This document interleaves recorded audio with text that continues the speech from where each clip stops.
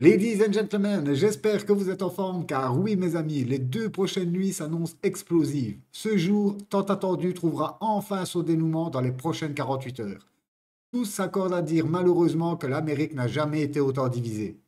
Espérons qu'à l'issue des résultats, les perdants feront preuve de fair play, car beaucoup voient déjà une guerre civile éclater. Alors là, ce serait vraiment notre Black Swan de fin d'année comme nous avons eu en 2020 pour le Covid. Et la grande question qui nous concerne, le Bitcoin parviendra-t-il à s'imposer, quel que soit le candidat élu? Car beaucoup voient Kamala Harris comme le démon des cryptos, mais vous allez voir plus tard dans la vidéo que ce n'est pas forcément le cas. Sur ce, comme d'habitude, on fera une analyse de marché, marché tradit, beaucoup de choses à voir aujourd'hui. Sur ce, fini l'intro, let's go! On enchaîne directement avec le bubble map aujourd'hui qui saigne fortement.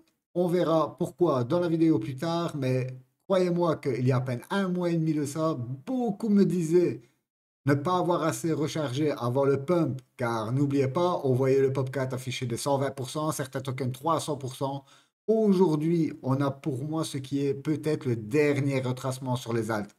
On peut enchaîner directement sur la Bitcoin dominance. Et oui, qui vient de signer un nouvel ATH auquel nous sommes à 60%,60.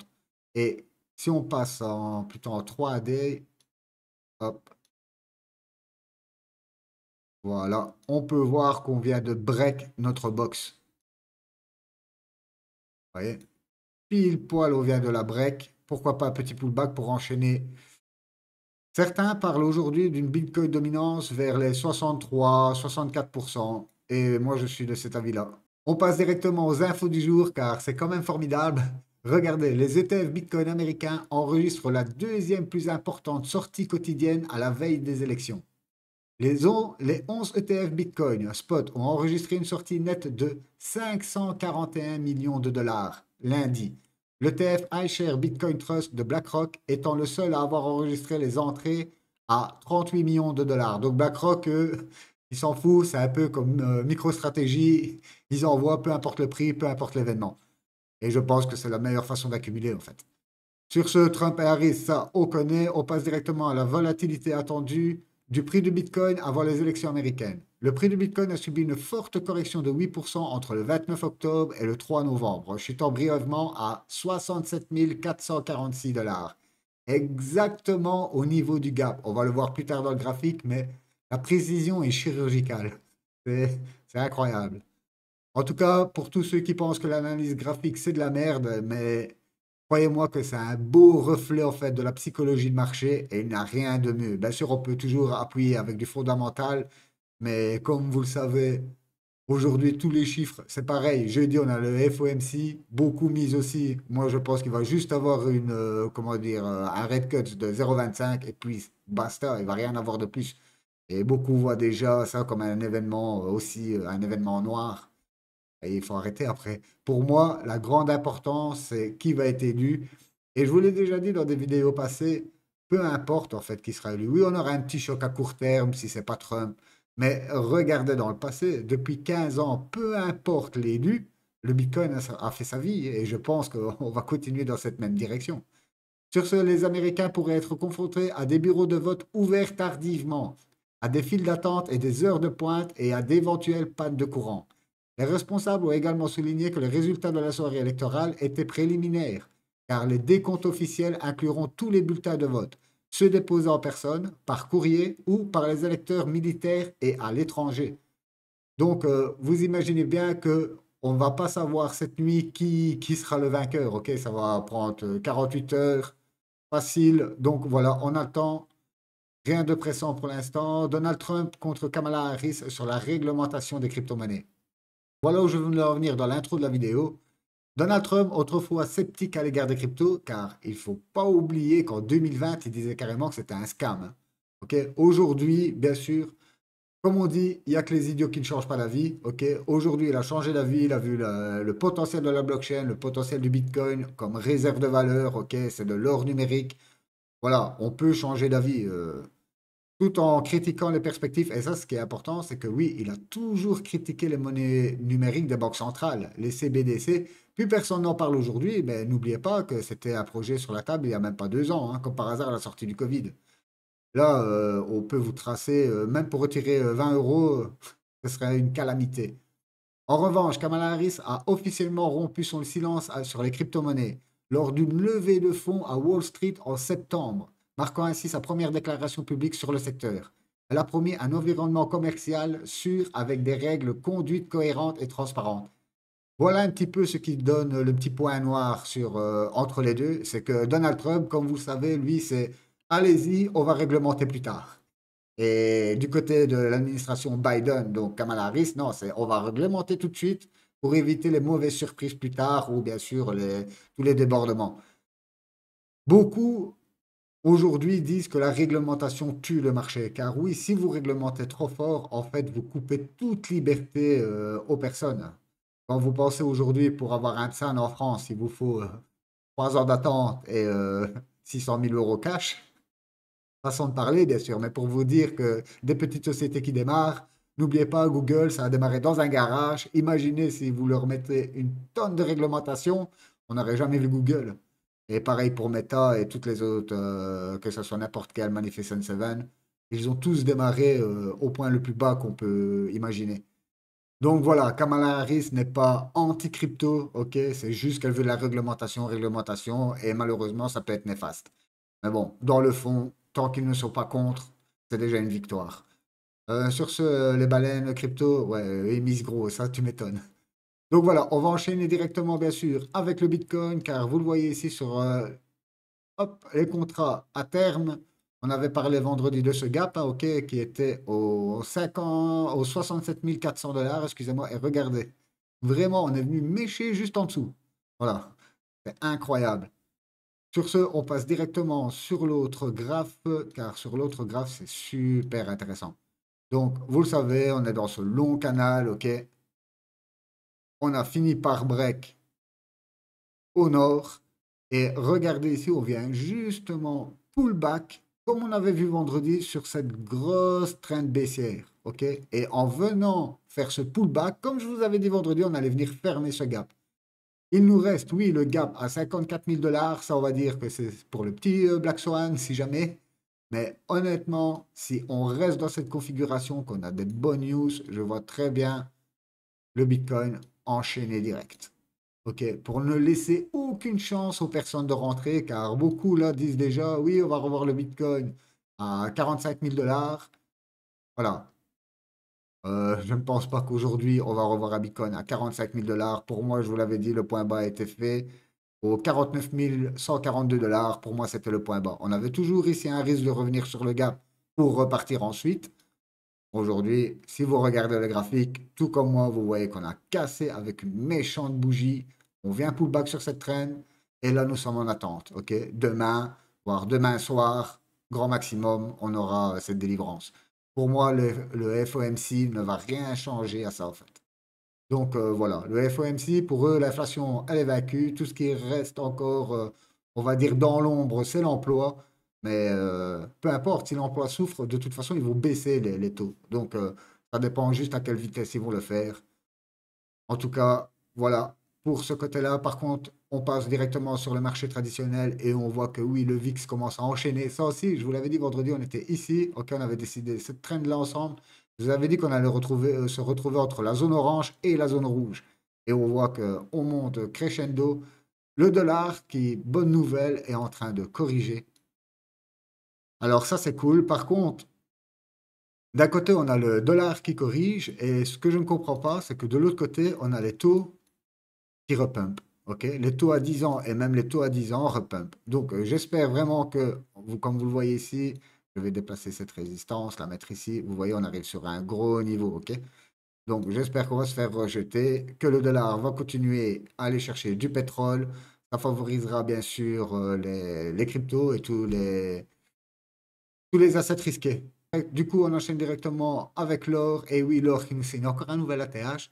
C'est énorme pour les gens, bien sûr, qui sont sur l'or, mais n'oubliez pas que généralement, quand l'or monte, c'est que voilà, les gens aiment se protéger, aiment mettre leur pognon dans l'or, car ils savent que l'or demain sera toujours là, tandis que le dollar ou l'euro, ou peu importe, on a toujours un doute, même sur le Bitcoin, hein. Ok, on n'a jamais eu de panne depuis le temps qu'il existe et tout ça, mais on n'est pas à 100% sûr. Ok, on peut toujours avoir une merde. Donc, voilà pourquoi on appelle ça des actifs risqués. Sur ce, on enchaîne avec le S&P, car oui, c'est quand même un reflet des valeurs technologiques. On voit que ça retrace un petit peu.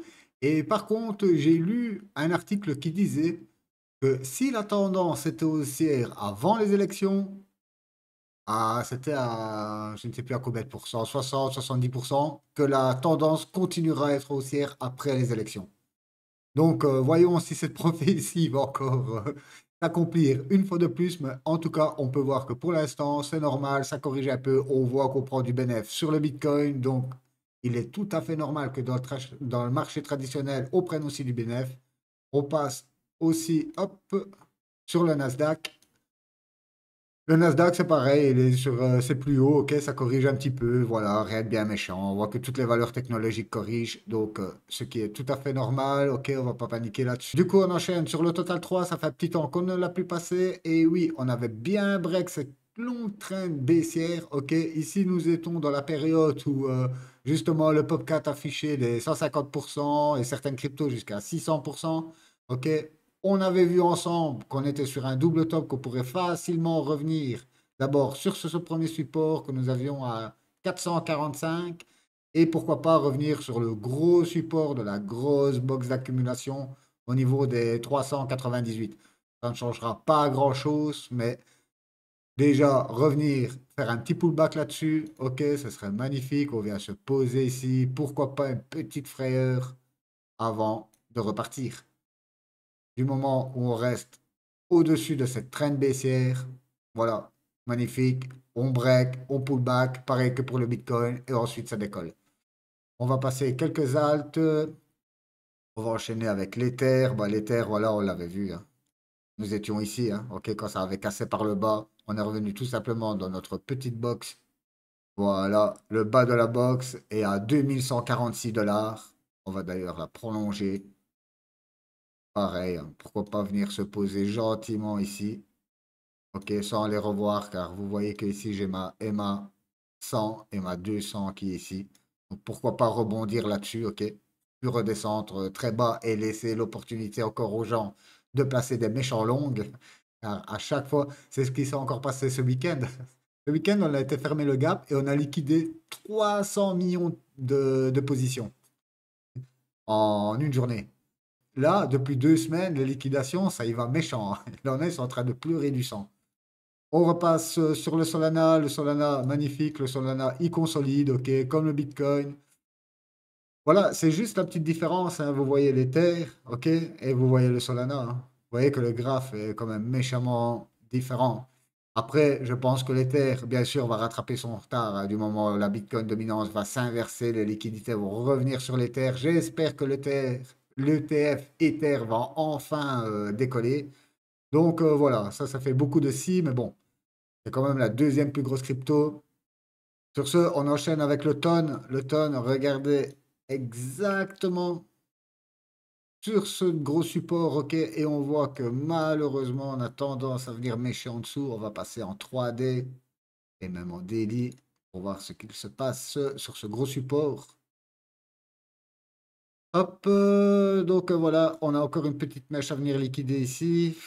Je ne sais pas ce que ça ferait quand même. On n'a pas de retournement en fait pour l'instant sur le tonne. Voilà, pour moi c'est juste de l'attente, hein. Mais pas une configuration qui me marque, admettons, un beau double bottom ou même une consolidation plus marquée. Voilà, ici quand on regarde, en gros, on fait que des hauts de plus en plus bas, des bas de plus en plus bas, et j'ai peur qu'on vienne imprimer un nouveau plus bas. Ok? Voilà pourquoi j'attends toujours sur le tonne. J'ai toujours une position à rentrer dessus. Mais pour moi, comme je vous l'ai dit, un tonne à 3 $, 3,50 $, ça serait cool. N'empêche, ça fera encore du. Hop, on est encore sur encore un 30%, quoi. Donc, voilà, à la limite, mettre la moitié de la position maintenant. Mais après, c'est toujours ça, c'est toujours racheter à la baisse. Et ça, c'est éprouvant, hein. Même pour moi, hein, quand je rentre une première entrée et que je vois qu'elle est perdante, voilà. Mais après, comme je vous le dis, on ne peut pas On peut pas prédire le marché, les gars. Même si on a l'analyse graphique peut juste nous montrer les points de support, les points clés, quelques petites phases de retournement qui sont bien marquées, comme les doubles bottom, les doubles top, un beau triangle. Oui, ça c'est facile. Mais regardez ici. Ici, moi, tout ce que je vois dans ce graphique, c'est une grosse traîne baissière. Voilà. Pourquoi pas un triangle qui va venir se fermer, mais regardez la gueule du triangle. C'est pas qu'on va taper dans les deux sens, quoi. Donc voilà, pour l'automne, encore un peu de patience. Alors le TIA, on va revenir en 3D, ça va être plus simple. Et surtout, toujours prendre de la hauteur. Regardez, c'est pareil, le TIA, moi ce que je vois ici, c'est un beau petit double top. Et regardez, boum. Pourquoi pas encore aller retaper une dernière fois cette grosse traîne baissière, mais vous voyez que ça nous ramène. D'ailleurs, comme vous le voyez ici, on a ce gros support, d'ailleurs, qu'on va reprolonger, ok, qui est juste le listing. Et on a cette grosse traîne baissière. On peut regarder si on peut la recalibrer. Ouais, voilà, à la limite, avec une touche, deux, trois touches, quatre, cinq touches avec le pullback. Donc voilà, pourquoi pas revenir une dernière fois, vraiment une dernière fois, dire d'aller chasser hop, ces petites liquidités ici. Et venir ici, hop, se poser et boum, ensuite repartir. Donc voilà pour le TIA. Le SUI, on avait vu que on avait un gros lâcher de token la semaine passée. Et regardez, le SUI n'a pas bronché. Comme je vous l'avais dit, voilà, ça ne veut rien dire en fait. Même si les gens sont sur du x30, là on avait vu, ils étaient quand même sur du x60. Et regardez, il n'a pas forcément de prise de profit. Au contraire, regardez le spike de volume encore que nous avons ici. Dès qu'on est venu toucher à peine les 1,5 $, boum, on a eu un spike de volume qui est rentré. Je suis en 3D. Donc, voilà quoi. Pour moi, le RSI dégonfle. On a plutôt une correction, on va dire, en. Ce serait pas une correction en zigzag. Un zigzag, ce serait un bam, bam, bam. Ça, voilà, c'est une correction en zigzag. Là, on pourrait très bien venir consolider un peu pour ensuite recasser par le haut. Et pareil, ne laisser aucune chance aux personnes de rentrer sur le suivi, quoi. C'est beaucoup de petits pièges comme ça, hein. Des fois, c'est vraiment vicieux, surtout les market makers. Je vous l'ai dit, ils voient les stops, ils voient les entrées, ils voient tout. Le casse-pas, on est exactement revenu en bas de la box, hein. Voilà, le casse-pas. Si vous avez des stables à rentrer, que vous aimez le projet, voilà, on est sur des beaux niveaux de correction. On avait vu aussi le OXOAI, ok, narratif IA. Donc lui a bien réagi ici, ok. On a eu une première mèche, deuxième mèche. Il faut absolument que ça tienne et qu'on réintègre la box. Moi, j'attends toujours pour faire mon entrée. Vous avez vu, j'ai fait ma première entrée ici. Voilà, j'attendais juste voir le support, comment il réagissait. J'espère qu'on a fait un double bottom ici et qu'on va avoir des signes de reprise. Et là, hop, je re-rentre. iOS aussi, pareil.